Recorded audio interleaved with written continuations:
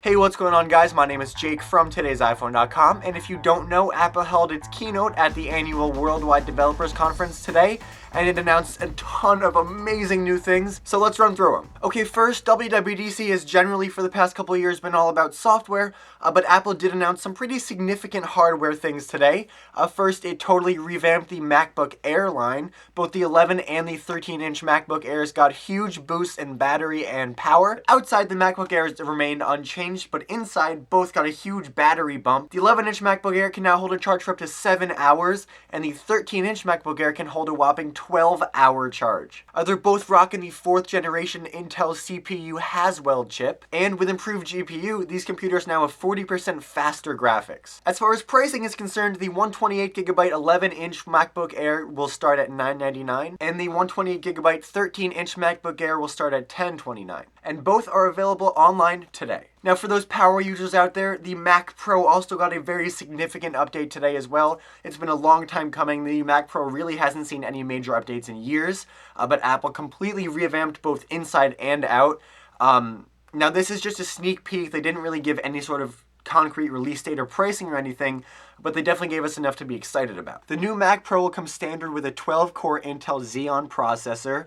The hard drive will have 1.25 gigabytes per second performance, and along with the Mac Pro, Apple also announced the brand new Thunderbolt 2 connector, which will allow 6 devices per port and is also compatible with the original Thunderbolt accessories. When it launches, the new Mac Pro will come standard with dual-core GPUs for the first time ever, and will support 4K graphics. Now, that's just a bit of the improvements. There are a ton of awesome things about this computer. Okay, moving on to software, Apple announced the next version of OS X, which is 10.9. Given the name Mavericks, they've run out of cat names, so they moved on to bear names in honor of California, where I guess it was designed, so whatever, it's a cool name. Now, design-wise, it looks pretty similar to what we've seen in the past, except all of the skeuomorphism is gone. So no more fake leather textures, no more fake felt textures, no more fake bookshelves. It's just completely, totally flat and clear and much simpler and better to look at. There are awesome improvements across the board, from Safari to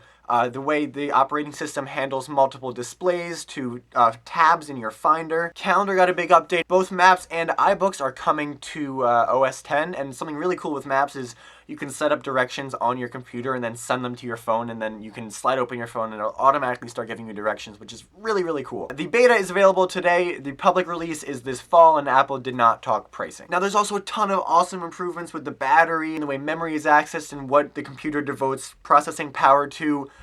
There's just too much stuff to go over right now, but we have absolutely everything covered on TodaysiPhone.com. The links in the description down below, so please check those out when you're done with this video. Okay, and finally, what I am most excited about by a large margin, iOS 7. Taking a look at iOS 7, almost nothing is the same besides the shape of the icons on the home screen. Everything else, Johnny Ive had his hand in, and he totally revamped the whole thing. It looks amazing, super fresh, super sleek, and I cannot wait to get this on my devices. Okay, so design-wise, just like with OS X, all of the skeuomorphism is gone. There's a lot of transparency, there's a lot of flat colors, and it just looks so much sleeker and so much more modern. The lock screen, the home screen, the dock, multitasking, the camera, calendars, contacts, every single application looks completely different. So again, there's just too much stuff to go over in one video. As soon as we at Today's iPhone can download the betas and load them on our devices, we're going to have in-depth hands-on videos covering every new feature, so stay tuned for that. But in the meantime, I just want to tell you about a couple really, really outstanding ones. The first being Control Center. Now, Apple finally gave in and threw in some toggles into iOS, so now you can swipe up from the bottom of your screen just like you swipe down for Notification Center. You can do this from the lock screen or the home screen or any application you're in, and it brings up music controls, brightness controls, toggles to turn on things like Bluetooth, airplane mode, Wi-Fi, do not disturb. And there are also a couple applications at the bottom of Control Center like Flashlight that you can just open wherever, whenever, however you want. Multitasking is completely different. They've done away with the little drawer at the bottom. Instead, you double click the home button and you're brought to like a zoomed out view of all of your applications lined up in a row. You have the icon on the bottom, then you have a preview of the screen of the application, just like the cards feature that everybody's been wanting so much. To close an application, all you have to do is swipe the card up and it's gone. AirDrop is a new feature for iOS. It's very cool. It's kind of like the bump feature on the Galaxy phones, except as pointed out in the keynote, you don't actually have to run around and bumping your phones together. You can just detect anybody that's around you with AirDrop enabled and just send them files, pictures, videos, that kind of thing. That's very cool. Siri got a bunch of major updates. She's much smarter. She can do hardware things like turning the Wi-Fi on or off or adjusting the brightness. She has now Twitter and Wikipedia integrated right in. She has a brand new voice, much smoother and much more human-like.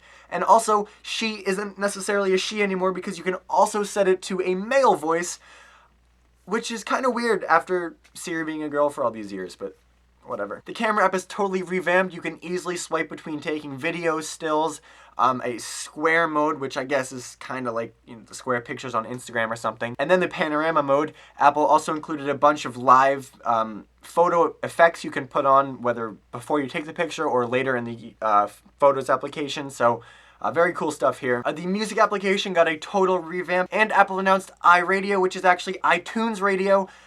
It's built right into the music application. It works a lot like Pandora would. You have radio stations pre-made that Apple made. You can make your own based on a song or based on a type of music or based on an artist. It streams for free with ads unless you have iTunes Match, which you pay for, and then it streams for free with no ads. Okay, now as far as compatibility goes, iOS 7 will work on the iPhone 4, 4S, and 5, the 5th generation iPod Touch, the iPad mini, and the iPad 2 and up. Now there are certain features that are limited to certain devices. For example, AirDrop is on the iPhone 5 but not on the iPhone 4.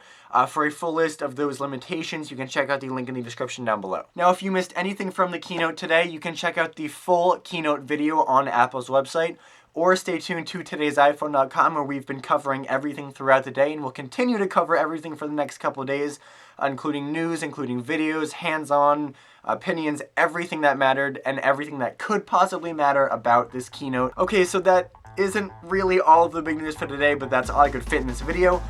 So your question of the day today is, what did you think of the keynote? Are you happy with iOS 7 and OS 10 and everything else Apple announced? Are you disappointed or something else? You can let me know in the comment section down below or on Twitter at @TIP_Jake. Please don't forget the links to everything I talked about in this video in the description down below. And as always, for more news, views, reviews, and everything else iOS 7, OS 10, and then whatever else Apple announced today, please head over to TodaysiPhone.com.